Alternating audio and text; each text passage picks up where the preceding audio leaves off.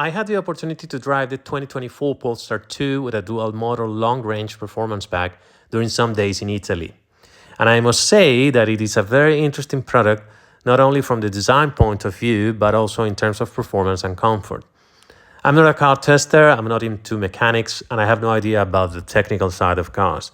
I'm just gonna give you my general impressions after driving as a normal person. During these 5 days, I drove a total of 1,000 kilometers with many people on the streets looking at the car. The first long trip was from Torino to Lucca in Tuscany, and it took me a bit more than 5 hours to drive 340 kilometers, as I had to stop to wait for a charging station and then wait for 1 hour to get 90% charge. More than range anxiety, my real concern was to find available charging stations that were not broken. The interior is perfect, easy and beautiful. It is not as complex as a German premium car and is not as simple as a Tesla. And the dimensions of the car are perfect to have a proper interior space and have an easy parking. The infotainment is really good, you can find information easily, and the touch commands are immediate. The navigation map and sound system are a simple task. However, the ventilation commands are more complex. I told you I'm not good with technology, but this screen was friendly.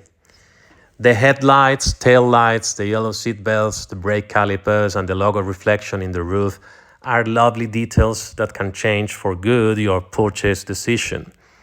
My second and last journey was 147 kilometers distance from Torino to Malpensa airport, which took me 1 hour and 20 minutes with an average speed of 111 kilometers per hour. The battery charge dropped from 90 to 33%. It is important to mention that the range claimed by all the car makers need to be properly understood. First of all, they recommend you not to charge more than 90% of the capacity. So the 10 points you don't charge means some kilometers of range you can't have. And then you're not supposed to let the battery charge to go under 10%.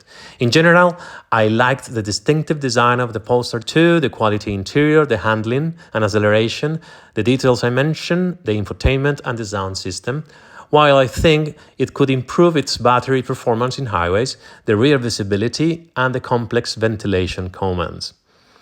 Driving an electric car is good from the point of view of spending, emissions, free parking, but it could be better in terms of the battery charging, the complex subscription to charging station networks, long charging times, heavy charging cable, and charging stations availability.